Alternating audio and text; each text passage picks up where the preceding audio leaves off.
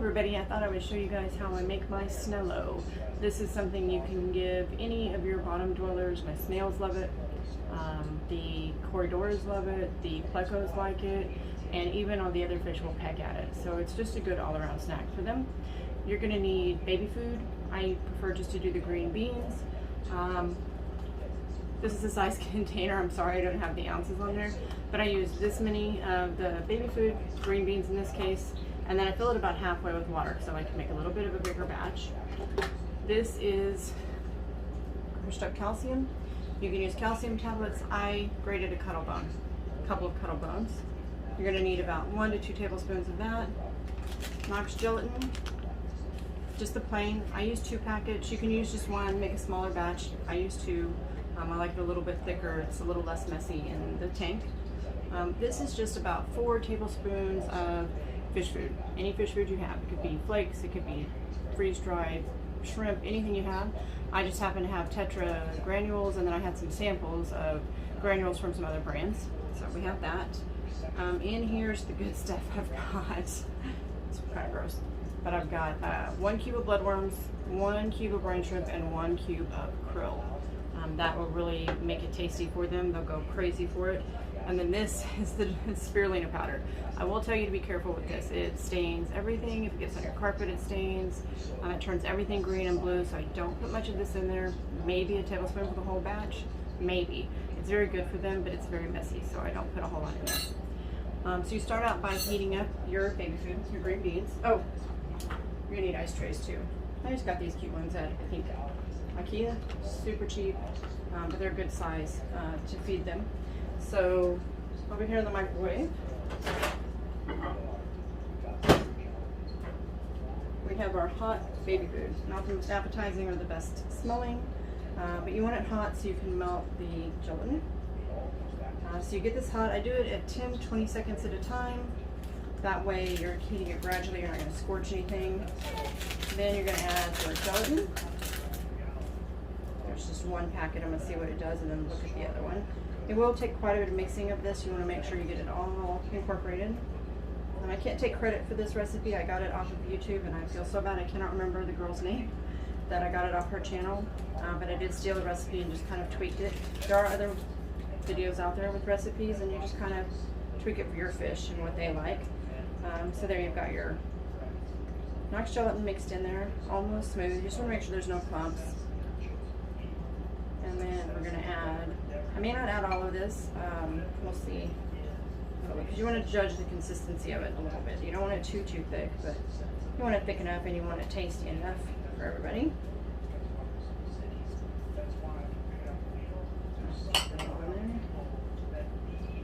Okay.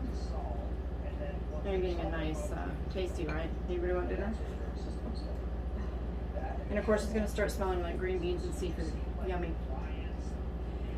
Then we're going to do our spirulina. Like I said, sparingly. It's messy, super healthy. Humans can eat it too. It's human grade spirulina. I'm going to use like half a tablespoon.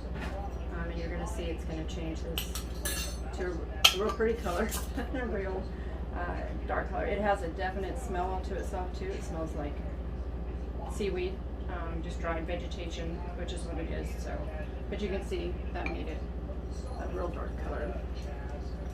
Then I'm going to add, and I just took a little bit of hot water in there to melt this, just so it would be melted. A little easier to mix in that way.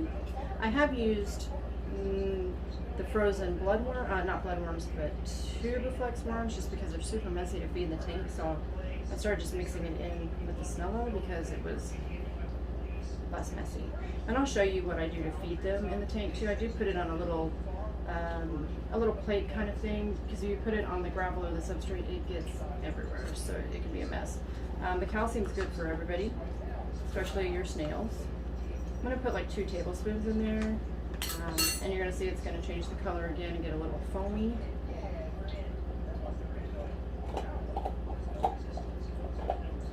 It lightens it up. Kyle's going to come help. Hi, Kyle. Hi, Carlito. You can't have any. The seafood was too tempting for him. Alright, and that's really it. You're just going to mix that up. And then you're going to put it in your ice cube trays. You don't necessarily have to put them in the freezer. You can put them in the fridge. You're just putting them in there long enough to harden up. Then you can take them out, put them in a Ziploc, and store them in the fridge. They don't last forever. Keep an eye on them. You don't want to feed them, of course, if they've spoiled. Maybe a week, right? So you want to judge how much you make by how many fish you have, so you're not wasting it. Like I said, you can do variations. You can add different things for, you know, some fish are picky and want certain things. Mine like this, so it works out really well. And then I will kind of fast forward for you guys a little bit. It'll be a few minutes for me, but just a couple of seconds for you guys, and we're going to show you how we feed them and how much they like it. All right, see you in a bit.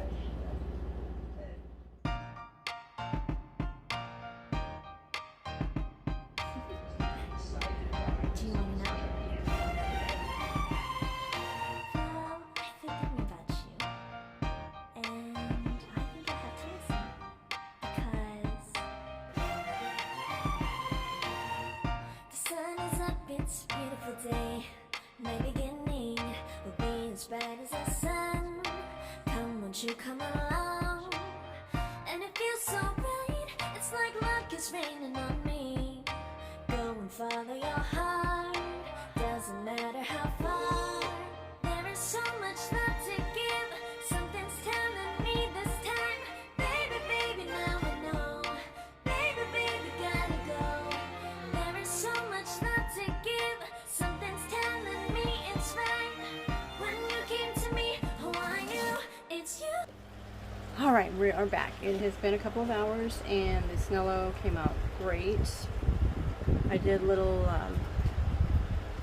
bumblebees, and there's strawberries in there, so you can really use whatever ice tray you want just to have some fun with it. But I take one of these little plates. I think it's for oil and seasonings with bread, but it's heavy enough to where it can sit down in there, it won't float, and I can put the Snello on the plate. I put the plate in and then the Snello so it doesn't float off, and then they can just enjoy. So I'm going to go ahead and put it in there, and then once they smell it and start munching on it, I will come back to you guys and show you just how much they love it. Just another helpful hint, I try to only feed it to them when it's either day of or day before water change, because it can muck up the water just a little bit. And whatever they don't eat after a couple hours or so, I will take it out of the tank so that it doesn't muck it up anymore.